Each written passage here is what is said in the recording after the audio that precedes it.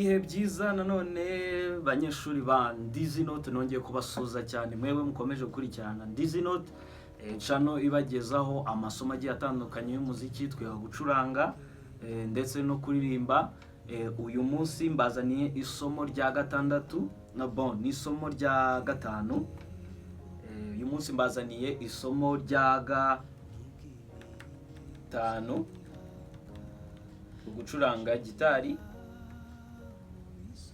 Yes, isomo rya gatanu ku gucuranga gitari, kuko ubushize twari turi kwiga isomo rya kane. Isomo rya gatanu ku gucuranga gitari rivuga ngo Introduction to Bar Chords, Practicing Chord Progressions. Kuvuga ngo intangiriro mu gucuranga amabare, kode z'amabare mujya muzumva, ndetse n'uburyo bwo kwitoza chord progressions. Chord progressions ni uburyo amakode agenda ahindagurika, ashobora gukora melody runaka cyangwa se ashobora kuba yakora indirimbo runaka. Introduction to bar chords. Bar chords, yo twumvise bar chords, twumvike ni code ushobora gucuranga ariko intoki zose zisa nkaho ziri urugero. This is a bar chord, this is a bar chord, this is a bar chord, this is a bar chord, this is a bar chord, this is a bar chord. Ayo se na amabare ushobora ni amakode ucuranga ukoresheje urutoki, intoki ariko zisa nkaho zose hari intoki zapfutse gitari yose cyangwa se zafashe imirya myinshi ariko hatabayeho kuba iri ifunguye, imirya ifunguye. Then hakaza nicyo twita open chord. Open chord, this is a open chord, this is open chord C. D ni open chord, D7 open chord, E minor 7 open chord, A minor open chord, A major open chord. Aya niyo ma open chord tugira.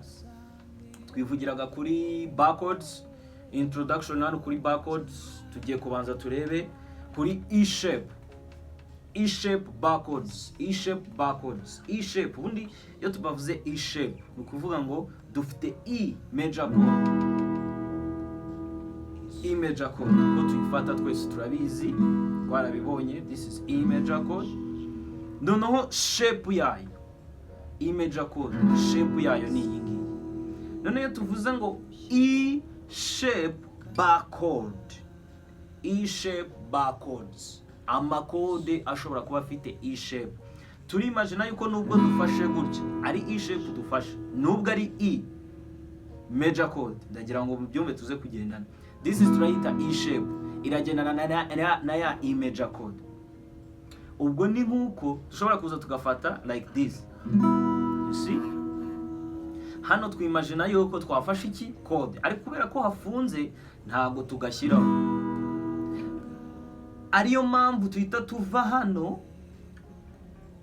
kuri ya E shape tukaba scrollinga up tukazamuka, then noneho tugakora iyi bar chord. Ubwoko bwa mbere rero bwa code bwa bar chord, ni ukuvuga ngo ni E shape bar chords.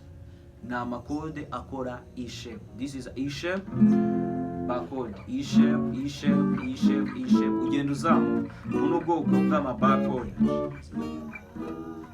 Gukomeza kugeza aho ushobora kuba wacurangira.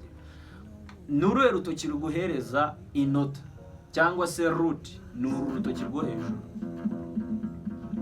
Ubwo ni ukuvuga ngo iyi niba ari E note nkuko twabibonye ku banyeshuri twize bwa mbere. This is E note. Ubwo ni mfata hanga birahita biba F note.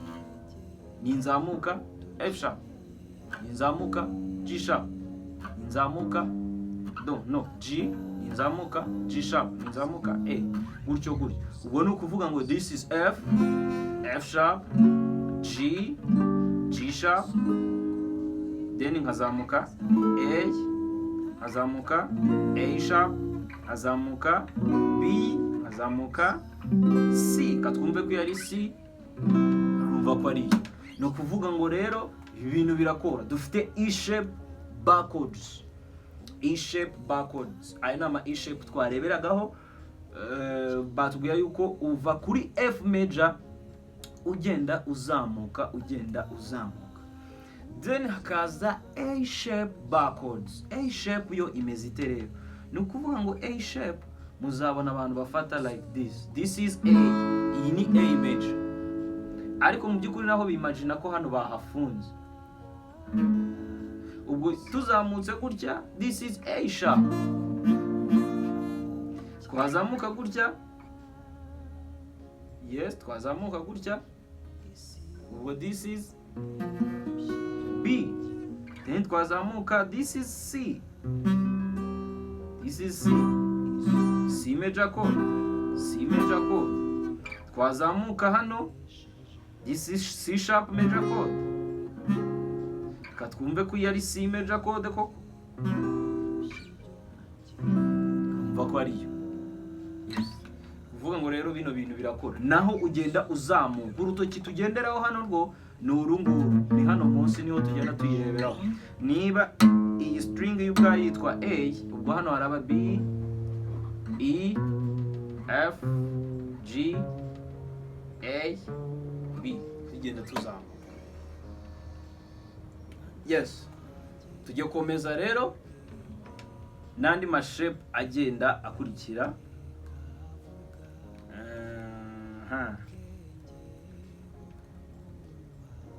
Bibutsa yuko turimo turagenda twiga ku kijyanye n'ama bar codes, nicyo kintu turi kurebaho hano. Rero hari tips for mastering bar codes.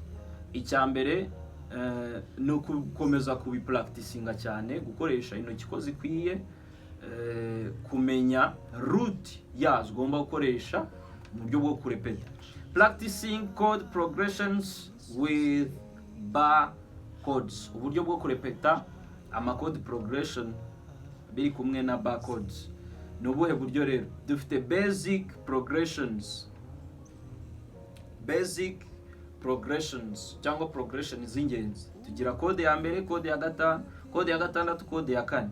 Code ya mbere, code ya gatanu, code ya gatandatu, then code ya kane.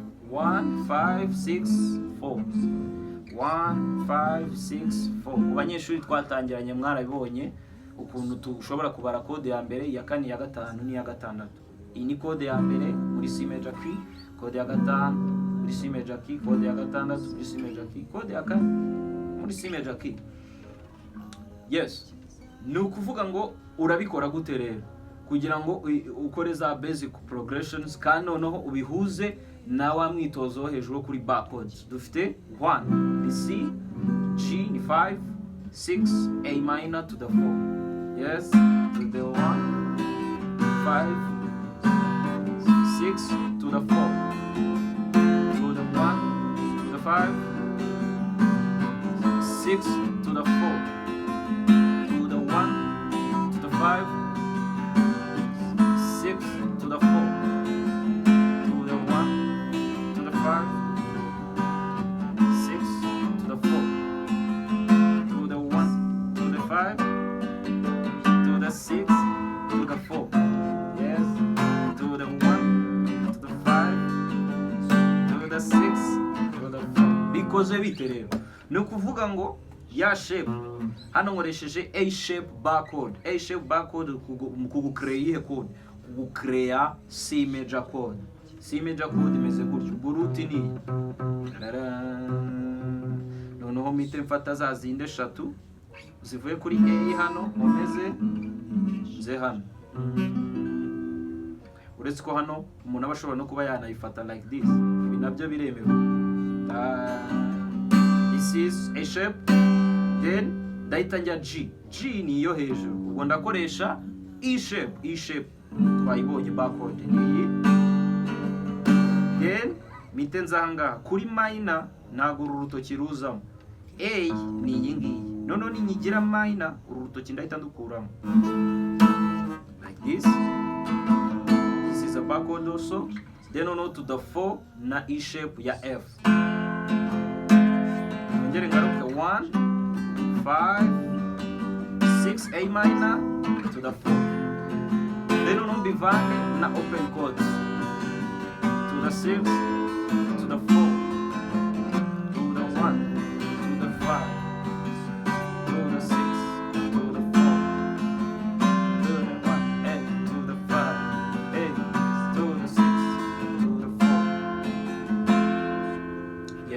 ngira ngo rero murabibona yuko gucuranga gitari ni ibintu biba byashoboka naho waba wibereye mu rugo, uba ushobora kuba wacuranga gitari kandi ukayicuranga neza. Ikintu bigusaba ni ugukurikirana amasomo neza, ukabasha kuba wagendana natwe.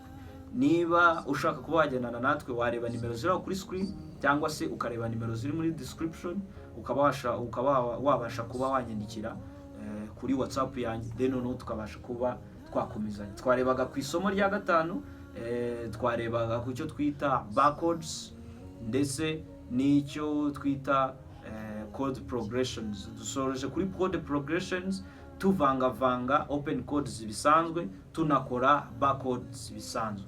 Mukomeze kugira ibihe byiza.